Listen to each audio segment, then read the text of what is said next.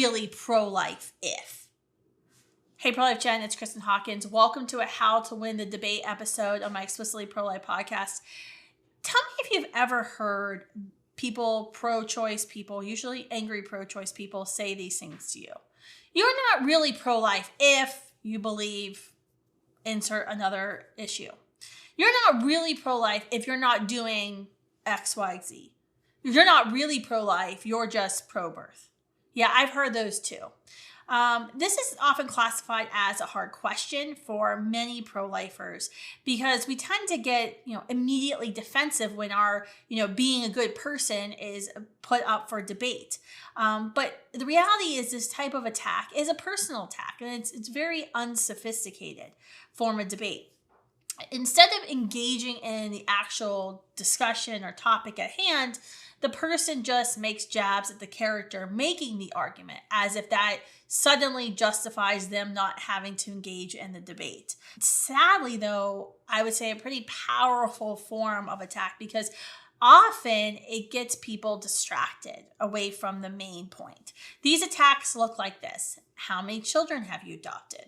Are you willing personally to pay for the hospital bills of every woman and every woman's child care? Again, doesn't attack the actual issue, get to the root of the issue. It attacks the person. The question at hand is whether or not science supports that the preborn in the womb is a human being and whether or not that human being is viable. That's the entire debate when we have an argument with someone about the morality or legality of abortion. And while you can bring up a lot of powerful and I think productive adoption agencies, other supportive agencies in the movement, when you're having these conversations, you should know that that's not necessarily going to help your argument along. I actually think it's better to bring up a counter example. Use an example like spousal abuse. Can I say that spousal abuse is wrong without taking in the woman next door who is being abused by her husband? Can you say that? Absolutely you can. Yes, we all should be able to say spousal abuse is wrong, even if we're not physically able or maybe not willing to take a woman who's being abused by her husband into our own home. Now, it'd be great if we could, but it doesn't mean our argument is any less valid.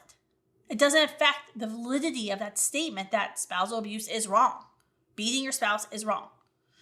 In order to defend yourself from these type of attacks, you need to learn the rules of debates so you can point these out, that these are irrelevant to the issue at hand, and force those that you're having a conversation with to actually engage in the argument that is at hand.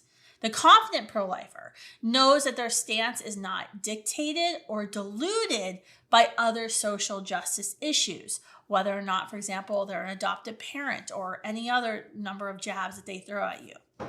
Because it happens all the time. Every single Students for Life team member, student leader on campus at one point has been asked or has been told, if you're pro-life, then why haven't you stopped human trafficking? Why aren't you feeding the hungry? Why aren't you banning guns? No other social justice issue, no other person who engages in a social justice ill is ever asked this question. Think about it. Those who are fighting to rid the world of cancer. The American Cancer Society is never accused of not caring about others who are battling other diseases like Alzheimer's. Black Lives Matter is not asked why they aren't fixing the crisis at the border.